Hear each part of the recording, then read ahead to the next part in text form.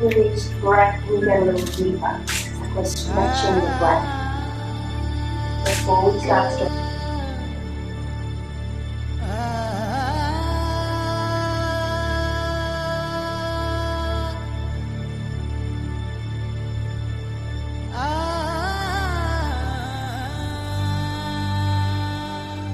These sessions during school, during class time, allow these kids to come in and breathe, to stop, to reflect, to take a moment. It becomes a sanctuary for them, I think, in their very busy world.